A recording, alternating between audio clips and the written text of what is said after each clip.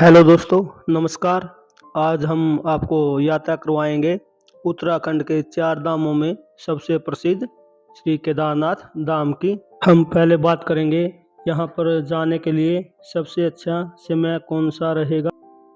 आपको बता दें, यहाँ जाने का सही समय अक्टूबर और नवंबर मंथ में ही है, क्योंकि इस समय भीड़ कम होने की वजह से आपको हर चीज़ अवेलेबल हो जाती है और ज़्यादा कॉस्टली भी नहीं पड़ता आपको।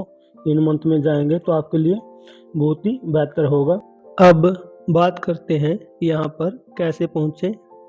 अगर आप बस या ट्रेन से आ रहे हैं तो आपको सबसे पहले हरिद्वार आना होगा। अगर आप सुबह 4 से 5 बजे के बीच में हरिद्वार आ जाते हैं तो आपको सोनप्रयाग के लिए डायरेक्ट बस मिल जाएगी, जिसका किराया 550 से 600 रुपये तक होगा। अगर आप हरिद्वार 5 बजे के बाद पहुंचते हैं तो आपको सोनप्रयाग के लिए कोई भी डायरेक्ट बस नहीं मिलेगी।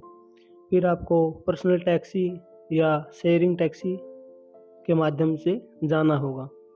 अगर पर्सनल टैक्सी की बात करें तो आपसे 4 से 5 हज़ार रुपये किराया लेगी। अगर शेयरिंग टैक्सी की बात करें तो वो आपसे 800 से 1000 रुपये पर पर्सन सोनप्रयाग के लिए चार्ज करेगी। फिर आपको सोनप्रयाग से गौरीकुंड के लिए टैक्सी मिलेगी, जो आपसे 50 रुपये चार्ज करेगी। गौरीकुंड पहुंचकर जो आप ये देख रहे हैं, ये गौरीकुंड में मंदिर बना हुआ है, यहाँ पर दर्शन करेंगे और फिर यहाँ पर बने कुंड में स्नान करके हम केदारनाथ जी की यात्रा शुरू करेंगे। गौरीकुंड से मुख्य मंदिर तक का जो ट्रैक है उसकी दूरी 16 से 18 किलोमीटर तक की है। यहाँ पर आने से पहले आपको एक यात्रा पास भी बनवाना होता है, जिसकी वेबसाइट स्क्रीन पर दी गई है। गौरीकुंड से मंदिर तक जाने के लिए भी आपके पास 4 ऑप्शन हैं। अगर आपके साथ छोटे बच्चे हैं तो आप उन्हें कांडी में ले जा सकते हैं, जो आपसे 2 से 4 हज़ार रुपये किराया लेगा और यह किराया आपके वजन के अनुसार घट बढ़ सकता है। एक ऑप्शन है वॉक करके, जो मेरी नज़र में सबसे बेस्ट ऑप्शन है, यानी पैदल यात्रा। आप पैदल यात्रा करके मुख्य मंदिर तक जा सकते हैं। और तीसरा ऑप्शन है घोड़ा या खच्चर, जो आपसे 3 से 4 हज़ार रुपये लेगा और इनका किराया सीमित नहीं है, यह भीड़ के हिसाब से घटता बढ़ता रहता है। और चौथा ऑप्शन है आपके पास हेलीकॉप्टर का, जिसके लिए 3 हेलीपैड बनाए गए हैं, गुप्तकाशी, सिरसी और फाटा। सिरसी और फाटा मंदिर के नज़दीक होने का यहाँ से आपका किराया भी कम लगेगा। हम अपने साथ खाने के लिए ये चने भी लेके आए थे, ताकि रास्ते में खाते भी जाएं और दम भी ना फूले और ज़्यादा कॉस्टली यात्रा भी ना हो। इसलिए आप भी ऐसा कुछ लेकर आएँ ताकि आपकी यात्रा भी अच्छी रहे। यहाँ बहुत ही सुंदर शायरी लिखी हुई है। टूटा बंधन जन्म मरण का, जब लिया आसरा शिव चरण का। ये रास्ते में भीमसेन जी का मंदिर बना हुआ है, जिसके दर्शन मात्र से ही पुण्य की प्राप्ति होती है। बिल्कुल अंधेरा हो गया है और इतनी ठंडी में इतनी रात को भोलेनाथ महादेव केदार के दर्शन करने जाना अपने आप में सुकून है। अगर यहाँ रुकने की बात करें तो आपको यहाँ पर रूम, टेंट और कैंप मिल जाते हैं। अगर आप रूम में रुकना चाहते हैं तो आपके बजट के हिसाब से है, आपको रूम में रुकना है, कैंप में रुकना है।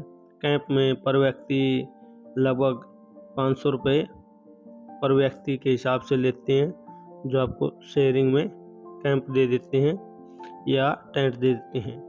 वहीं अगर मंदिर के पास रूम की बात करें तो आपको 4 से 5 हज़ार रुपये में रूम अवेलेबल हो जाता है।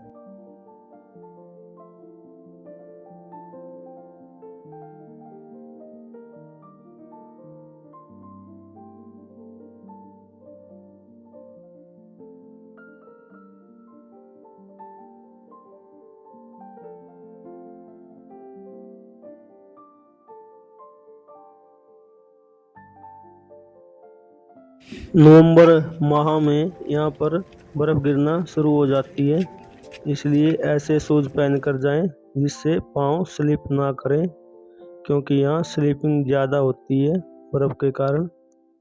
हमने रात को मंदिर से 2-3 किलोमीटर पहले 1,000 रुपये में कैंप लिया था, दो बंदों ने मिलकर।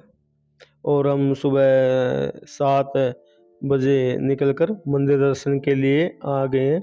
जो आप सामने देख रहे हैं यही है मुख्य मंदिर श्री केदारनाथ जी महादेव का। अब हम केदारनाथ जी के दर्शन करेंगे यहाँ पर।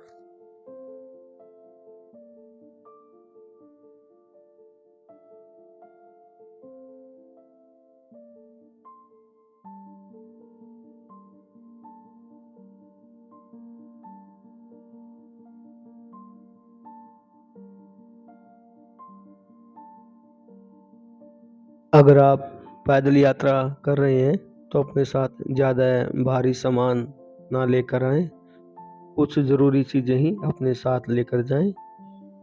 यात्रा के दौरान जो ज़रूरी चीज़ें हैं उनमें है ग्लव्स, ऐसे शूज जो आपको स्लिप ना करें, और ऊनी जैकेट, अम्ब्रेला, रेनकोट। जहाँ तक हो सके आपके जूते वाटर प्रूफ हो, क्योंकि यहाँ पर जगह जगह पर बर्फ़ गिरी मिलती है या आपके जूते भीग सकते हैं, जिससे आपको ठंड लग सकती है। आपके पास ऐसी जैकेट हो जो -7 से 8 डिग्री तक का तापमान सरवाइव कर सके। केदारनाथ जी के बड़े अच्छे से दर्शन हो गए हैं। मंदिर के गर्भगृह के अंदर कैमरा फोन अलाउड नहीं है, तो कृपया करके आप वहाँ पर फोटो या सेल्फी लेने का प्रयोग ना करें। वहाँ के पुजारियों द्वारा अगर आपका फ़ोन छीना गया तो आपको वापस नहीं किया जाएगा। आपको जो भी फ़ोटो सेल्फी लेनी है वो मंदिर के बाहर से ही लें। बाहर भी बहुत ही प्यारा दृश्य है मंदिर का, तो बाहर से ही आप अपनी फ़ोटो या सेल्फी ले सकते हैं। ये मुख्य मंदिर के पास एक छोटा मंदिर और बनाया गया है अभी, जो मुख्य मंदिर का ही प्रतिरूप है, तो आप यहाँ भी दर्शन कर सकते हैं। जो आप ये सामने देख रहे हैं ये वही शिला है जो 2013 में आपदा के समय मंदिर के पीछे आके रुक गई थी और आने वाला सैलाब 2 भागों में बंट गया था और मंदिर सुरक्षित बच गया था इसी शिला की वजह से।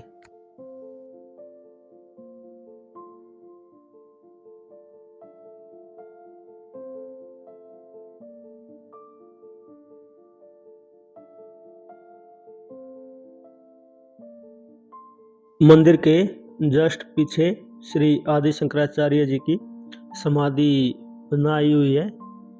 आप श्री केदार जी के दर्शन करने के बाद इस समाधि पर जाकर श्री आदि शंकराचार्य जी के दर्शन भी कर सकते हैं।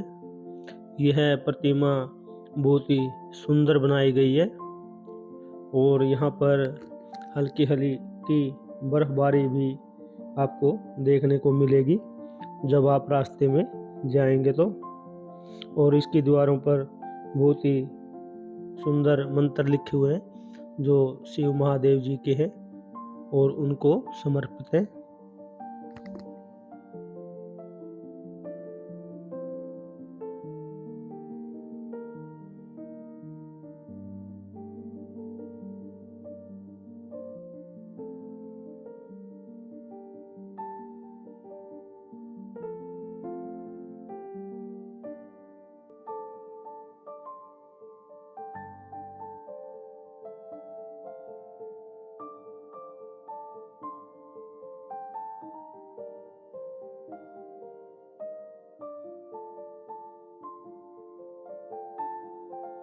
ये पीछे की साइड से श्री केदार जी का दृश्य है।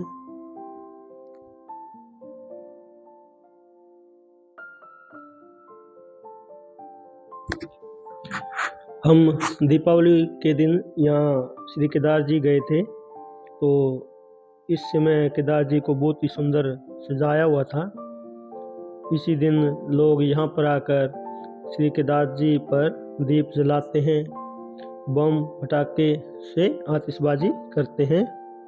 इस दिन का दृश्य बहुत ही मनमोहक होता है।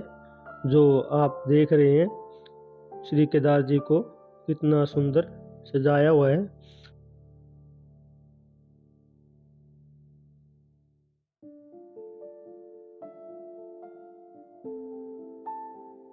श्री केदार जी महादेव के दर्शन करने के बाद 1 किलोमीटर ऊपर की ओर आप श्री काल भैरव बाबा के दर्शन करने भी जा सकते हैं, जो यहाँ से 1 किलोमीटर और ऊपर की साइड है।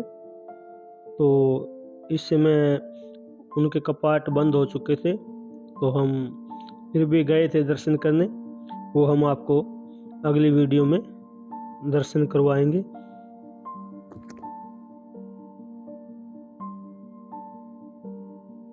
अब बात करते हैं इस पूरी ट्रिप में आपका कितना समय लगेगा। हम माने अगर दिल्ली से आप जा रहे हैं तो आपको इस पूरी ट्रिप में आने जाने में 4 दिन लगेंगे, और रही खर्च की बात तो इस पूरी ट्रिप में आपका 4 से 5 हज़ार रुपये खर्च आ सकता है अगर आप मेरे अकॉर्डिंग चलें तो। अगर आप ज़्यादा महंगे होटल या रिसोर्ट में रुकते हैं तो उसका खर्च अलग से एक्स्ट्रा होगा आपका। अगर आपको हमारी वीडियो अच्छी लगी है तो लाइक, शेयर और कमेंट करें। हर हर महादेव।